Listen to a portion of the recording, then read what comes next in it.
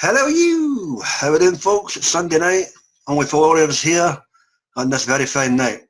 And tonight we have gathered to sit and talk a little turkey over Destroy the Infinite with Tom Bake Louis Jameson from Season 3, Story number 6 of the 4th Doctor Adventures. We have David Selby back as the Eminence, starting off their debut run from the Doctor's point of view anyway, as we have the Earth Alliance versus the Infinite and the designated planet of, what was the planet called again? Was it Delos, I believe? Planet of Delos, or something along those lines. So, yeah, we have War on the Ground, War in Outer Space, a fighter pilot that fancies Leela. But before we get to that, let's get to this. It's your panel for this evening. Joining us from NYC, it's Mr. Will Medina. Well, how goes it, man? Hey now, how you doing, everybody? There you go. That's what we're looking for. It's the Thunder from Down Under. How's it going, AJ? Hi guys, how are you? Good to have you, man. And down in the bowels of hell, sweating his ass off as usual, Texas Tim Wells. Timbo, how's it going, man? What up? Good to see you, man. So, guys, Destroy the Infinite. Interesting one for me. I like the characterization of Leolan. That's especially when we get to part 2, when she takes no shit and shows her intelligence from me. What do you guys think? Let's begin. Okay, AJ, can I get your opening thoughts on Destroy the Infinite, please? Tom Baker and Louise Jameson. Yeah, I like this story. It was a nice story. It felt like it was only 45-minute episode of Doctor Who on TV. It wasn't rushed. It wasn't overly convoluted. It was just a nice, rounded story. I also like the Infinite Warriors. They sounded a lot like stormtroopers from Star Wars, so, you know, that was a good little wink and nod there. I'll talk about more characters and all that after we, you know, do a little piece. Cool, mate. So yeah. Excellent. Just don't know more characters. Have we got the cast list up there, Will? Champion? No, I'll need the I'm just moving for future reference. Mawarita, opening thoughts for you. Destroy the Infinite.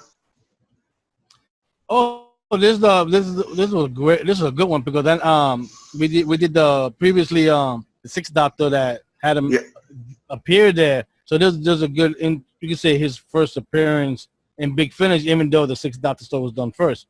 So it was very interesting to see this character, even though in a funny way his description was a little bit weird like that. But I liked it a lot. Like AJ said, the story flow from chapter 1 to chapter 2 real quick.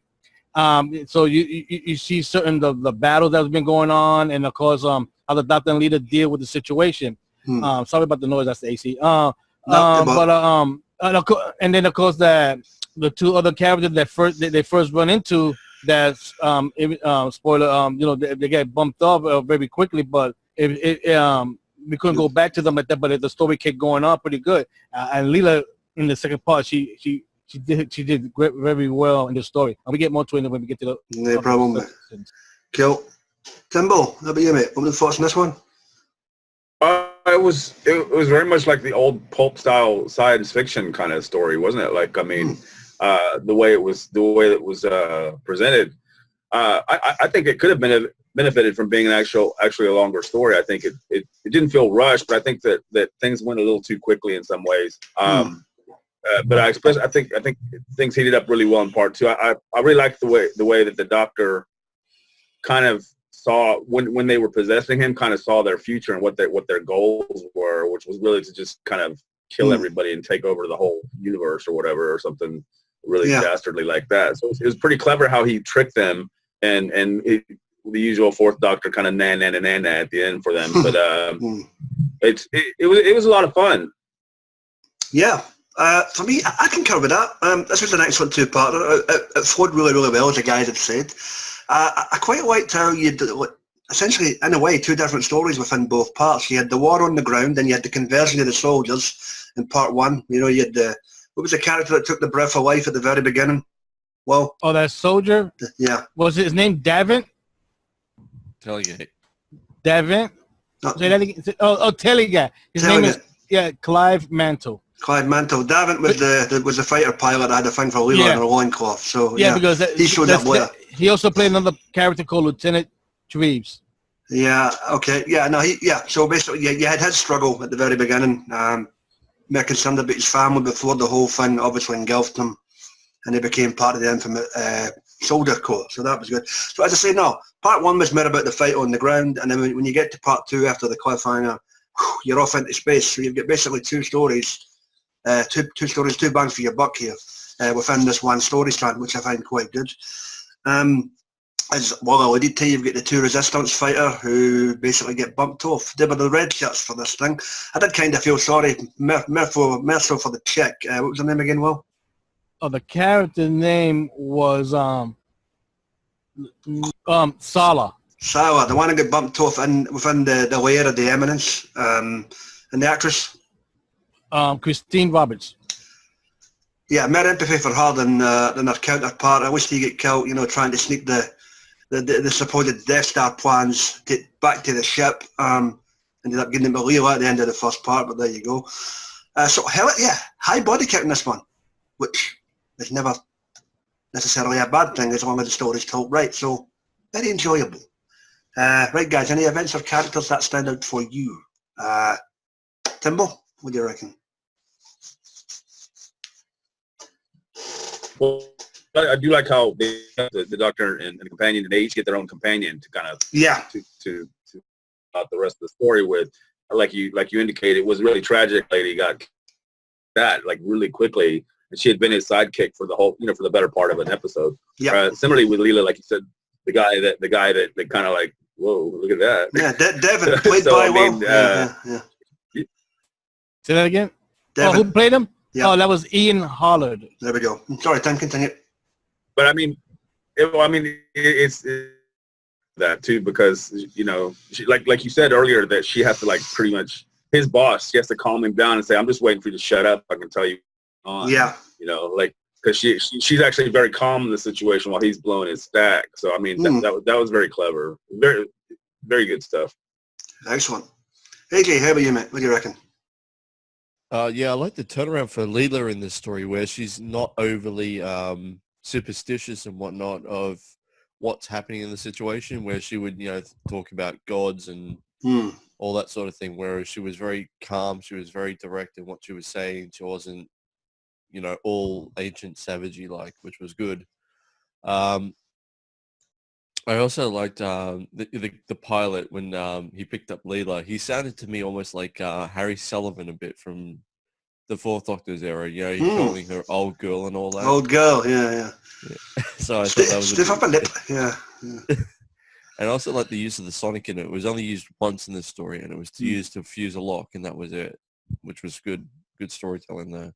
Twice. Twice? In the first point, the communication, he rebounded it. That's right. Yeah, but that was good quick use, and you never heard from it again. That's it. That's what I mean. Though, like it was used very, very minor. All right. Cool. Very well. How about you, mate? Send it. Well, like everybody say, Leela stood out real good because the way she learning about superstitions and all that is not what it is true like that. So her character stands on Big Finish very well. The Doctor being smart like that because he noticed that when he was with the other companion, the one that got killed, they had to get out of there real fast because the only way to go is up. And of course, he knew trying to talk his way out of it that maybe they won't get killed. Which in the way it happened, he didn't get killed because they got taken to the Eminence, but the woman got shot later on. Yeah, that was a little depressing, but it made the story flow pretty good. Another character that goes the character of that had the sort of Davin, who had sort of the crush on Leela at that, he was more like afraid of her because he was going to jab her with that thorn if he didn't listen to her. Yeah, the tennis stone. And of course, like AJ said, he had a commander be calmed down, and she explained how to attack the ship for they could go in there and destroy it like that, which was pretty smart. Luckily, the Doctor got out of it, the control, but they could destroy the ship. All right, mate, that's cool. Yeah, I mean, as it's been alluded to, as we've been talking about this story, Leela, as AJ alluded to, it's her characterization in this for me. I mean, this was sort of somewhat of a mini arc that ran throughout the season where she became less savage of the 17 and more, I don't want to use the word intelligent, it was, I guess, open-minded and more integrated with her surroundings. That was part of the mini arc. She was trying to learn basically after Doctor through that season, if I recall right. I don't know if they quite pulled it off, but there were certain stories that were better than others in that season, but it was done really well here. The series where was this a series where the first story is with the Centaurans and she really upsets him because she does something against his will? That's the one. And he doesn't even really want to talk to her. He's so upset with. Yeah, that's the one. You're right. I think she's trying to like learn. Yeah. Yep, that's the one. So that was the King of Salta. So yeah, that was like a wee mini arc running through this series, even though the stories weren't always necessarily connected. The almost like a wee mini war movie in a sense. I don't know if it was based on it. I don't know if anybody had any extras to clarify if maybe Nick Briggs took this as an inspiration for something, but he based it on Sink the Bismarck. Ah, well there you go. Okay. He said that's a movie he loves. He said he loves to watch that movie to cheer himself up if he's kind of pissed off about something for some reason. that's where the title comes from too. Destroy the Infinite. I mean, yeah. Well, there you go. So he loves those old war movies. Nothing like a war movie to cheer you up when you're pissed off, I guess. Eh? Yeah. If in doubt and you're pissed off, blow it up. Yes, why not? Good stuff. No, but as I say, Tom Baker is awesome as ever. The sound, I thought that the sound score and some of the music in this was quite good as well. Unlike the one for a few weeks ago, which was uncharacteristically disappointing, this one delivered for me. I don't know how anybody else feels about that with the sound engineering, but not bad at all. So, and of course David Selby, as the Eminence, you can almost see the mist and the aura and the breath engulfing these people as they take the breath of life and whatnot and become these infinite warriors. So he's established a villain through Big Finish all of his own, and this is chronologically his first appearance, and he'll return a few times more, with even a little help from Hello You with Paul McGann down the road. So yeah, and a certain more. Was the vision that he had. Yeah, exactly. That was the vision of the fourth. That was the story rule, the Eminence. Exactly. That was Dark Eyes 4, I believe. Yeah, so that was the climax to that thing. But, as I say, good story, good outing, and the regulars are as magnificent as ever. So, it might be your cup of tea, folks. Give it a bash. Right, guys. What might portion of the cast anything else you want to bring up and get this simple in the can and maybe pick a story that fucking Philip will show up on 1 week from now on. So, what do you reckon?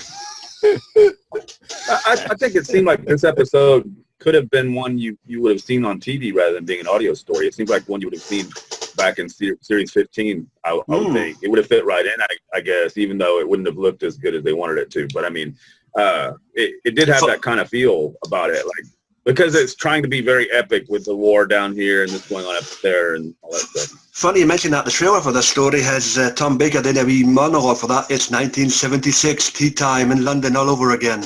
Then it cuts into the actual trailer for this audio. So I guess that was the time period they were aiming it for, you know. Or was it 78? Whatever the hell it was, but it's in the trailer.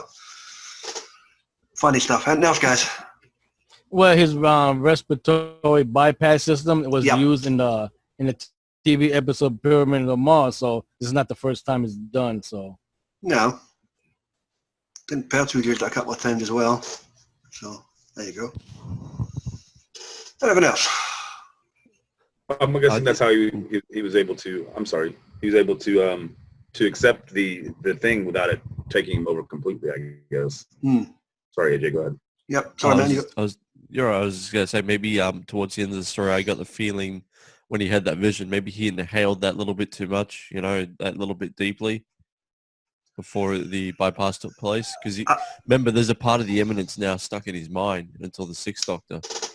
It's still there with McGann and Dark Eyes too as well. So, yeah. No, you're right. But essentially, he you know, the Doctor won the day. The war was won, but at the same time, the resolution isn't essentially a resolution, because this is just pure setup for what comes on later on in the pike for the Eminence. So you've tied up this story, you've helped the survivors of that relevant planet, but this villain's still out there and there's more to come, which I enjoyed. That gives you a foreshadowing of later on, regardless of what was recorded in what order. Go figure. So yeah, Eminence is a very cool, innovative villain from the folks at Big Finish. So one of very many that they've created. So I enjoy them. Kind of wish we get them on TV. It'd be a CGI fest, but you know, whatever. Good original concept for me. Right, guys. Anything else? But the way that the doctor was describing him and when they were like connected in the mind, he felt like he knew who he was, so to speak, or maybe know where he's from. Which we didn't get into it in that story like that. So I thought maybe in the future, if he reappears again, they might get more into it. Okay, cool. All right, guys, are we done? I guess we're done. Well, since it's only 4 of us and time is of the essence, it's that time again. Well, we say our condolences to those family of Trevor Baxter, Martin Landau, Deborah Watling, and George Romero. Indeed, it's been a rough week in the old entertainment world, and we, extend our condolences to the relevant family, friends, and the colleagues. Go forth into that great yonder, as they say. Destroy the Infinite, Season 3, Story number 6, The Fourth Doctor Adventures, Tom Baker and Louis Jameson. Timbo, what do you get out of 10, mate? I'll give it a 9. Okay, champion, admirable score, and the seal of approval down technical way. AJ, what does the number from Down Under relate on this fine Monday morning? I will give it a 9 as well. It was a really well-rounded story. Okay, double downs on the 9s. And over in NYC, well, what do you reckon? No argument for me. I'm going to give it a 9 out of 10. I look forward for the McGann run with Eminence. And who am I to be a complete and utter bastard in the room this evening? I'll round off the quartet of 9s. Excellent story, great introduction to a fantastic original Big Finish villain, and bada bing, bada boom, inhale deeply, we're off to the races with regards to David Selby and the Eminence. So, top notch. Well, guys, done dusted we are finito for this evening. We won't be doing a recording next week as I am out of town, getting plastered as usual. So, on Sunday week, we will return on, what day is August the... I've not got a calendar in front of me. Some day in August, whatever the hell that is. I believe it's the 6th, I could be wrong. We will return and we will tackle 2 new stories from the upcoming Classic Doctors and New Monsters Volume 2 box set scheduled for release this week. We will stick with Tom Baker, and we will also be hanging out with Paul McGann in a little 2-parter loosely based story with the Vashta Narada in Night of the Vashta Narada and Day of the Vashta Narada. So we'll sit down, we'll have 10 days to tackle those 2 1-hour stories. We'll see how they interloop, if at all, and we'll give it a bash for your listening pleasure. But for about 8 years that watch this thing anyway. So we look forward to tackling that, and hopefully Philip will show up with you, cow. So, with that being said, please check out our regular buddies on the wonderful, wacky, witty world of the YouTube. You get Dr. Freedom and his daily new broadcasts and his Omega Fire with the adventures of Dr. Freedom and Eric. You get the guys and dolls, Eric Geeks Assembled. You've got Sammy Tardis Boy Radios, Johnny Boy, Sammy Carter, Mike Shannon, who made another video for about the first time in 2 years. Good to hear from Mike, even though it doesn't like Bill. Go figure. So, yeah, with that, guys, we're getting the hell on out of here. Take care of yourself and each other, and we will see you in 2 weeks. Bon voyage, and we hope you're enjoying your summer. Bon voyage.